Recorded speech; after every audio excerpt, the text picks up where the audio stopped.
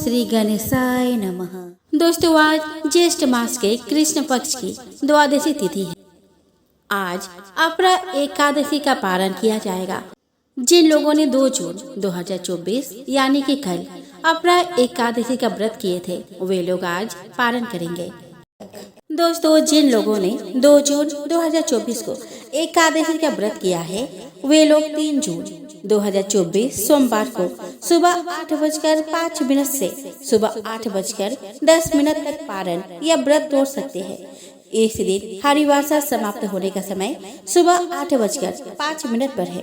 दोस्तों, द्वादशी तिथि का प्रारंभ 3 जून को 2:41 AM से होगा और द्वादशी तिथि की समाप्ति 4 जून को 12:18 AM पर होगा। दोस्तों, इस दिन सूर्य उदय होगा 5:44 AM पर और सूर्यास्त जाएगा 7:05 PM पर। दोस्तों, इस दिन राहु काल का समय रहेगा 7:24 AM से 9:04 AM तक। अभिजीत मुहूर्त का समय रहेगा 11:58 AM से 12:51 PM तक। अमृत काल का समय रहेगा 5:21 PM से 6:51 PM तक और ब्रह्म मुहूर्त का समय रहेगा 4:08 AM से 4:56 AM तक। दोस्तों, वैष्णव एकादशी मत वालों के लिए पारण यानी व्रत तोड़ने का समय 4 जून को सुबह 5:23 से 8:10 के बीच है। दोस्तों, आज के दिन स्नान ध्यान के बाद भगवान विष्णु और माँ लक्ष्मी की पूजा करें। पूजा में फल फूल नैवेद्य अर्पित करें और विधि विधान से पूजा समाप्त करें। व्रत का पारण करने के लिए इस दिन जो भी भोजन बनाए वह गाय के शुद्ध घी से बना होना चाहिए। इसके साथ ही एकादशी व्रत पारण के भोजन में चावल जरूर शामिल करना चाहिए। ऐसी मान्यता है कि एकादशी व्रत का पारण आप आंवला खाकर भी कर सकते हैं। एकादशी व्रत के पारण के लिए द्वादशी तिथि की सुबह सबसे शुभ मानी जाती है। अगर आप द्वादशी तिथि पर व्रत का पारण नहीं कर सकते तो इसे शुभ नहीं माना जाता। ऐसा करने से आपको व्रत का फल नहीं मिलता है। इसीलिए द्वादशी तिथि को ही व्रत का पारण करें। द्वादशी तिथि पर भगवान विष्णु और माँ लक्ष्मी की पूजा के बाद ब्राह्मणों को दान दक्षिणा देकर ही अपना व्रत खोले। दोस्तों, एकादशी व्रत के दिन धन और अन्न का दान शुभ माना जाता है। अपरा एकादशी के दिन अन्न का दान करने से भगवान विष्णु प्रसन्न होते हैं और अपनी कृपा बरसाते हैं। इसके अलावा इस दिन गरीब लोगों को कपड़ों का दान करें।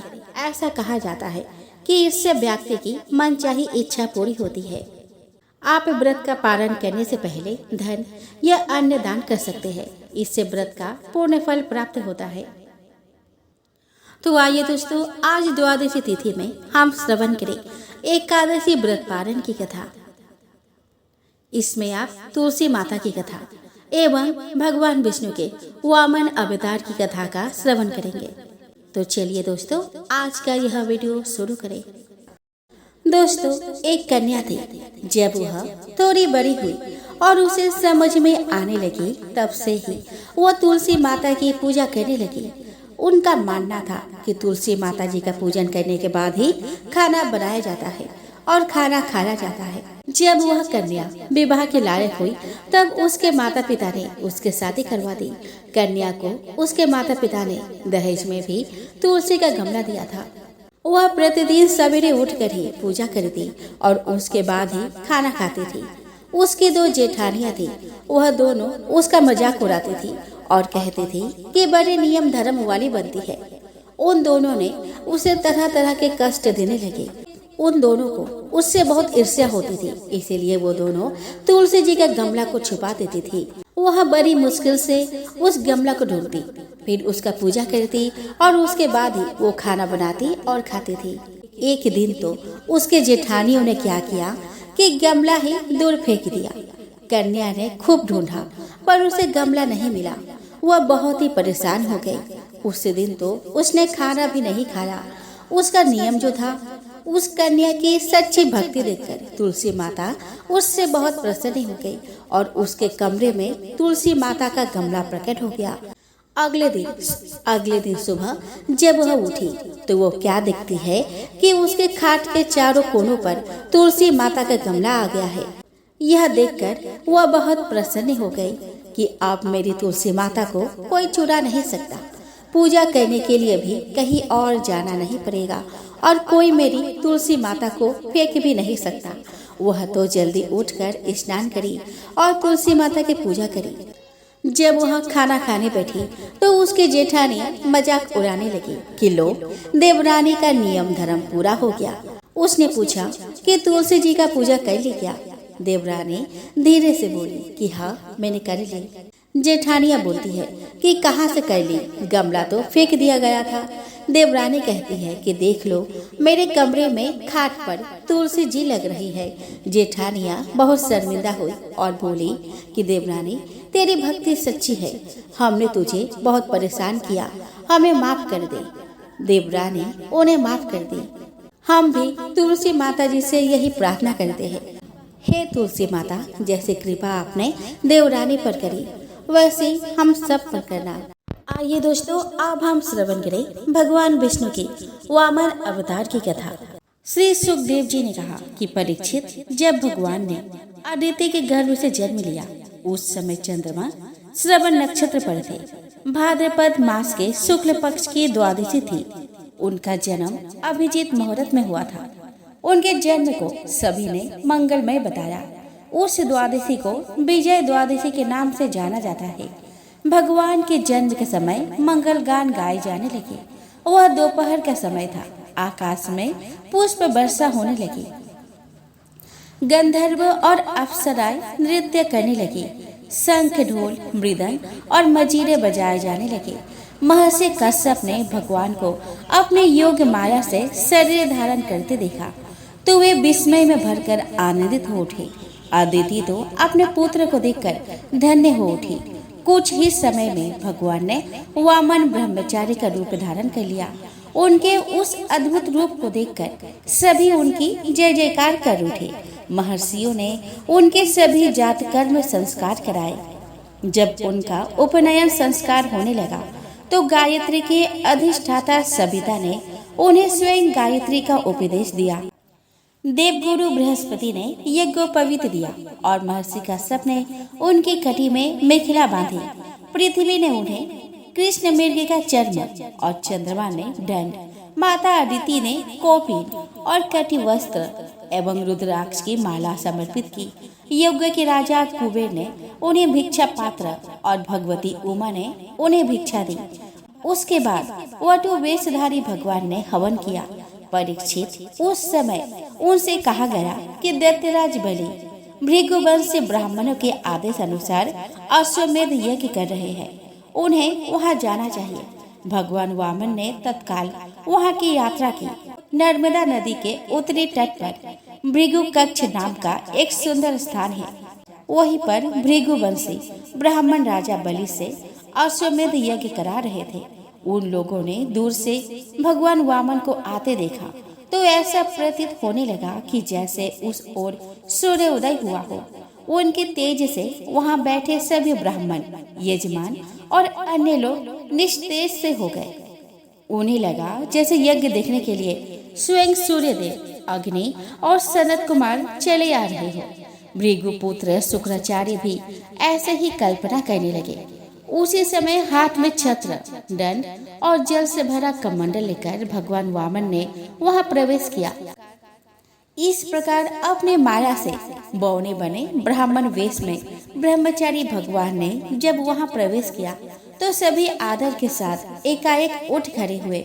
उन्होंने भगवान वामन का आदर सत्कार किया और उन्हें आसन प्रदान किया। दैत्यराज बलि ने उनसे कहा कि ब्राह्मण कुमार, मैं आपका स्वागत करता हूँ और आपको नमन करता हूँ। आज्ञा कीजिए, मैं आपकी क्या सेवा करूँ?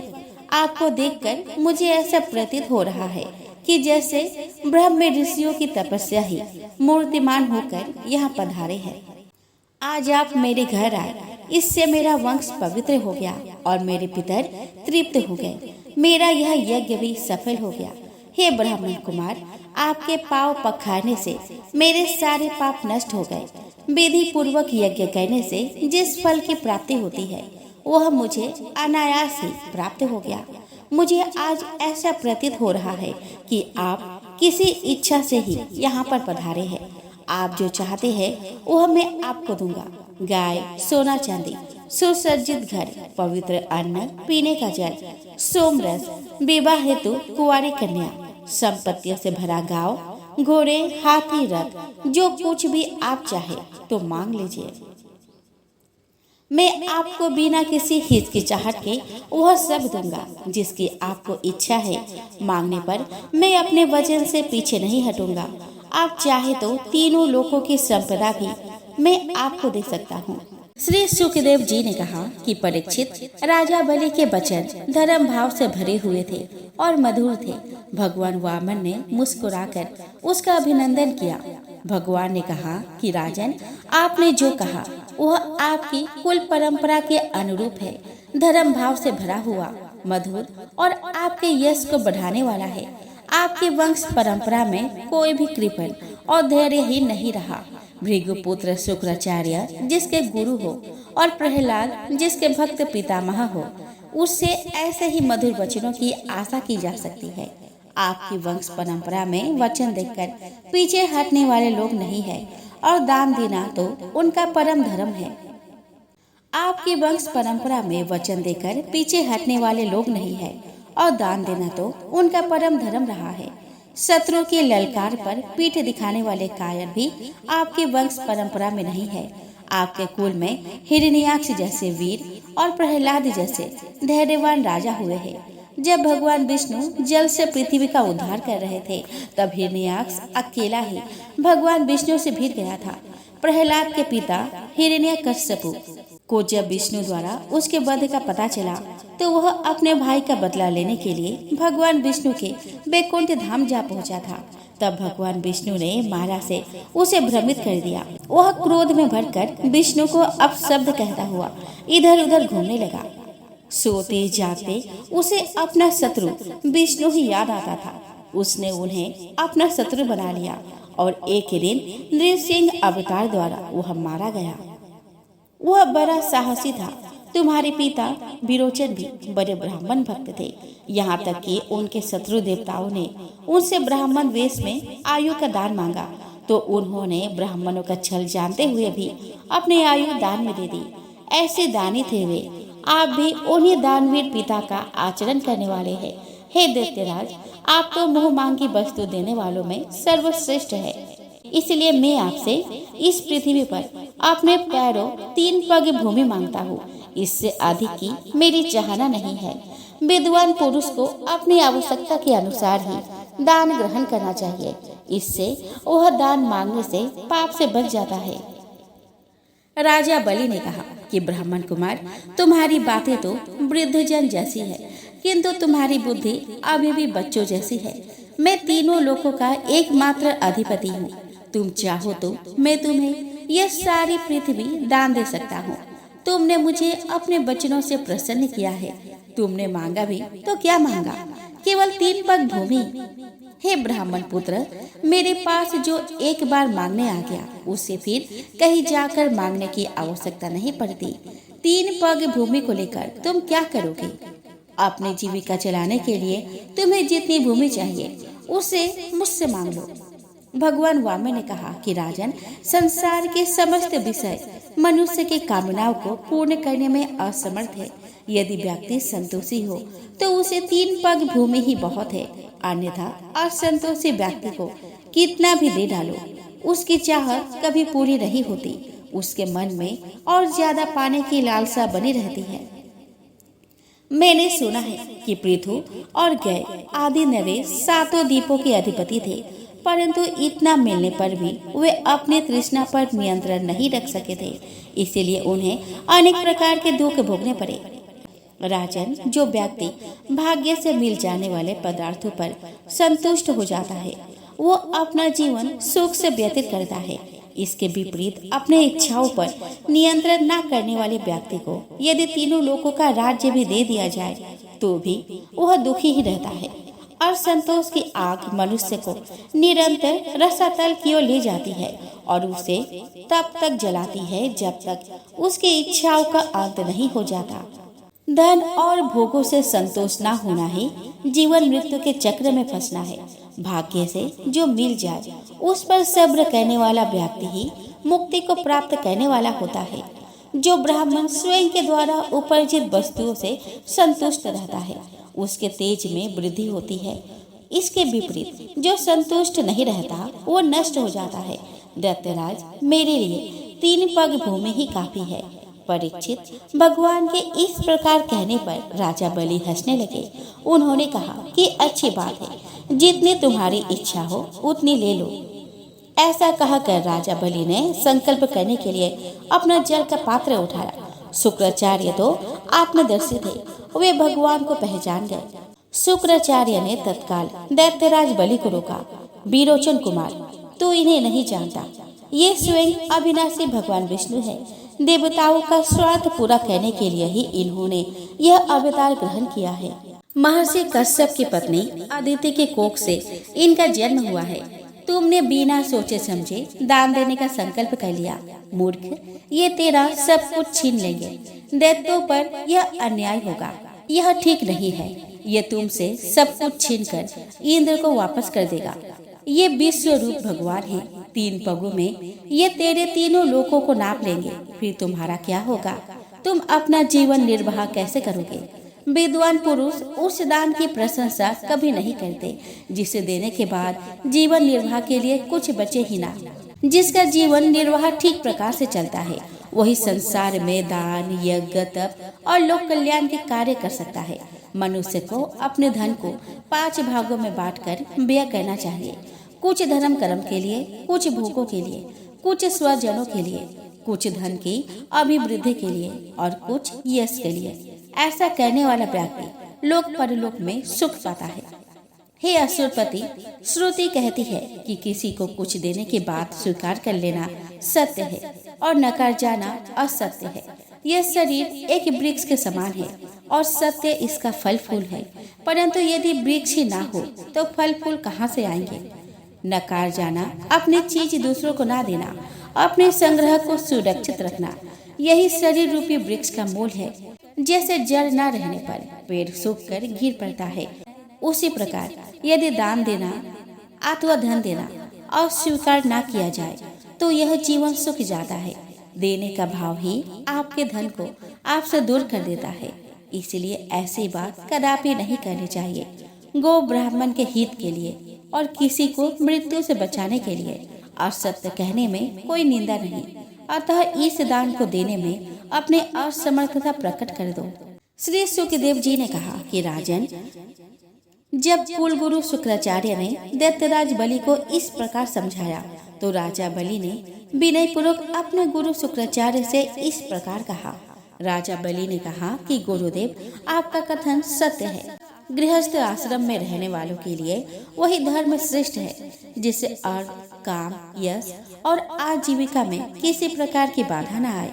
परंतु गुरुदेव, प्रहलाद का पौत्र अपनी प्रतिज्ञा और संकल्प से पीछे नहीं हट सकता। अब धन के लोभी की भांति मैं इस ब्राह्मण से यह कैसे कह दूं कि मैं नहीं दूंगा? इस पृथ्वी का कहना है कि असत्य से बढ़कर कोई अधर्म नहीं है। मैं सब कुछ सह सकता हूँ, परंतु असत्य बोलने वाले मनुष्य का अपयश मुझसे नहीं ढोया जाएगा। मैं नरक से, दरिद्रता से, दारुण दुख से, समुद्र से, अपने राज्य के विनाश से और मृत्यु से भी उतना नहीं डरता जितना कि ब्राह्मण से प्रतिज्ञा करके उसे धोखा देने से डरता हूँ। यदि ब्राह्मणों को मैं संतुष्ट नहीं कर सका तो दान का फिर अर्थ ही क्या है?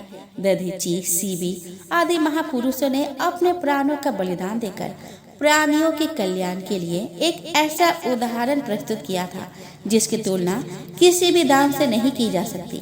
फिर भूमि दान करने में मैं संकोच क्यों करूं? पहले बड़े बड़े दैत्यों ने इस पृथ्वी को भोगा, उनका सामना करने वाला कोई नहीं था, परंतु उनके नष्ट हो जाने पर भी उनका यश आज तक बना हुआ है। गुरुदेव, इस संसार में ऐसे लोग तो बहुत हैं जो युद्ध में पीठ ना दिखाकर अपने प्राणों की आहुति दे डालते हैं, परंतु ऐसे लोग दुर्लभ हैं जो सही याचक के मिलने पर ही धन का दान करते हो। इसीलिए मैं इस ब्रह्मचारी की अभिलाषा अवश्य पूर्ण करूंगा, भले ही आपको इससे दुख पहुँचे। मेरे लिए तो यही बहुत है कि स्वयं भगवान याचक बनकर मेरे द्वार पर आए हैं। यदि मेरे अपराध न करने पर भी ये मुझे अधर्म पूर्वक बांध लेंगे, तब भी मैं इनका विरोध न करूंगा, क्योंकि मेरे शत्रु होने पर भी इन्होंने भयभीत होकर ब्राह्मण का शरीर धारण किया है। यदि ये पवित्र कीर्ति भगवान विष्णु ही है, तो ये अपना यश कदापि नहीं खोना चाहेंगे। ये मुझे मारकर भी मुझसे पृथ्वी छीन सकते हैं, और यदि कोई अन्य है तो युद्ध में मेरे बाणों की चोट को ये कदापि नहीं सह पाएंगे। परीक्षित, जब शुक्राचार्य ने यह देखा कि उनका शिष्य उनकी बात नहीं मान रहा, तब दैव की प्रेरणा से उन्होंने राजा बलि को श्राप दे दिया कि मूर्ख, तू अज्ञानी है, परंतु अपने आप को बड़ा पंडित मानता है। तू मेरी उपेक्षा करके अहंकार प्रदर्शित कर रहा है। तू मेरी उपेक्षा करके अहंकार प्रदर्शित कर रहा है। तूने मेरी आज्ञा का उल्लंघन किया है, इसीलिए तो शीघ्र ही अपने लक्ष्य में खो बैठेगा। राजा बलि बड़े महात्मा थे। गुरुदेव के श्राप देने पर भी वे सत्य से नहीं डिगे। उन्होंने वामन भगवान की विधि पूर्वक पूजा की और हाथ में जल लेकर 3 पग भूमि देने का संकल्प कर दिया। उसी समय राजा बलि की पत्नी विंध्यावली वहाँ आई। उसने वामन भगवान की चरण पखाने के लिए जल से भरा स्वर्ण कलश वहाँ रख दिया। भगवान वामन के चरणों को राजा बलि ने बड़ी श्रद्धा से धोया और उनके चरणामृत को अपने सिर पर छिड़का। उस समय सभी गंधर्व राजा बलि के दिव्य कर्म की प्रशंसा करते हुए पुष्प वर्षा करने लगे। देखो तो यह कैसा महान राजा है, जिसने जानबूझकर अपने शत्रु को 3 लोकों का दान कर दिया। उसी समय भगवान वामन ने अपना आकार बढ़ाना प्रारंभ कर दिया। वह इतना बड़ा कि पृथ्वी, आकाश, दिशाएं, स्वर्ग, पाताल, समुद्र, पशु पक्षी, मनुष्य, देवता और सभी ऋषि मुनि उन्हीं में समा गए। उन्होंने भगवान के त्रिगुणात्मक शरीर में पंचभूतों, इंद्रियों, अंतःकरण और समस्त जीवों के साथ उनके व्यवहार को देखा। राजा बलि ने विश्वरूप भगवान के चरणातल में रसातल, चरणों में पृथ्वी, पिंड डलियों में पर्वत, घुटनों में पक्षी, जांघों में मरुदगणों को देखा। इसी प्रकार भगवान के वस्त्रों में संध्या, गुह स्थान में प्रजापतिगण, जंघन स्थल में समस्त असुरगण, नाभि में आकाश, कोख में 7 समुद्र और वक्ष स्थल में नक्षत्र समूह को देखा। उन्हें भगवान के हृदय में धर्म, स्तनों में मधुर और सत्य वचन, मन में चंद्रमा, वक्ष स्थल पर हाथों में कमल लिए लक्ष्मी जी, कंठ में सामवेद और संपूर्ण शब्द समूह देखे। उनकी बाहों में इंद्र आदि समस्त देवगण, कानों में दिशाएं, मस्तक में स्वर्ग, केशों में मेघमाला, नासिका में वायु, नेत्रों में सूर्य और मुख में अग्नि दिखाई पड़ी। उनके वाणी में वेद, रचना में वरुण, भोहों में विधि और निषेध, पलकों में दिन रात, ललाट में क्रोध, निचले होठ में लोभ के दर्शन हुए। परीक्षित, उनके स्पर्श में काम, वीर्य में जल, पीठ में अधर्म, पद विन्यास में यज्ञ, छाया में मृत्यु, हंसी में माया और शरीर के रोमों में सभी प्रकार की औषधियाँ थी। नारियों में नदी, नखों में सिलाई, बुद्धि में ब्रह्मा, देवता और ऋषिगण दिखाई पड़े। इस प्रकार राजा बलि ने भगवान के विश्व रूप में संपूर्ण चराचर प्राणियों के दर्शन किए। परीक्षित, शुरुआत में भगवान में संपूर्ण जगत को देखकर सबके सब देवता अत्यंत भयभीत हो गए। उसी समय भगवान के सभी अस्त्र शस्त्र और दिव्य पार्षद वहां एकत्र हो गए। भगवान की अद्भुत शोभा को देखकर सभी उनकी स्तुति करने लगे। उन्होंने अपने एक पग से बलि की सारी पृथ्वी नाप ली, शरीर से आकाश और भुजाओं से सभी दिशाएं घेर ली। दूसरे पग से उन्होंने स्वर्ग को नाप लिया। अब तीसरा पग रखने के लिए उन्होंने इधर उधर देखा तो उन्हें राजा बलि की कोई चीज दिखाई नहीं दी। भगवान का उठा हुआ वह पग ही ऊपर की ओर जाता हुआ महरलोक, जनलोक और तपलोक से भी ऊपर सत्यलोक तक पहुंच गया। श्री सुखदेव जी कहते हैं कि परीक्षित, भगवान के चरण कमलों के सत्यलोक में पहुंच जाने से उनके नाखून की छटा के सामने सत्यलोक की आभा फीकी पड़ गई। स्वयं ब्रह्मा जी भी उनके प्रकाश में नहा गए। सभी बड़े बड़े ऋषियों ने उनकी अगवानी की और वंदना की। स्वयं ब्रह्मा जी ने उस चरण कमल की पूजा की और भक्ति भाव से स्तुति की। ब्रह्मा जी के कमंडल का वह जल जिससे ब्रह्मा ने भगवान के चरण को पखारा गंगा जल बन गया। वही गंगा जल धारा के रूप में पृथ्वी पर गिरकर असंख्य पापियों के पापों को पवित्र करती है। यह गंगा भगवान के उज्जवल कीर्ति के प्रतीक है। दैत्यों ने देखा कि भगवान वामन ने 2 पगों में तीनों लोक नाप लिया तो दैत्य लोग क्रोध में भरकर कहने लगे कि यह ब्राह्मण नहीं, यह ब्राह्मण वेश में देवताओं का भला करने आया है। इसने हमारा सर्वस्व छल द्वारा हड़प लिया है। हमारे स्वामी तो सत्यनिष्ठ है, वे तो इससे कुछ नहीं कहेंगे। वे ब्राह्मणों के बड़े भक्त हैं, उनके हृदय में दया भी बहुत है, वे झूठ भी नहीं बोल सकते। ऐसी स्थिति में हमें ही आगे आकर इस छलिया विष्णु को मार डालना चाहिए। इससे हमारे राजा बलि की सेवा भी हो जाएगी। ऐसा सोचकर राजा बलि के अनुचर असुरों ने अपने अपने हथियार उठा लिए और राजा बलि की इच्छा के विरुद्ध भगवान पर टूट पड़े। जब भगवान विष्णु के पार्षदों ने उन्हें आक्रमण की नियत से आगे बढ़ते देखा तो उन्होंने भी अपने शस्त्र उठा लिए और आगे बढ़कर उन्हें रोक दिया। वे असुरों की सेना का संहार करने लगे। जब राजा बलि ने उन्हें लड़ते देखा तो आगे बढ़कर उन्हें रोका।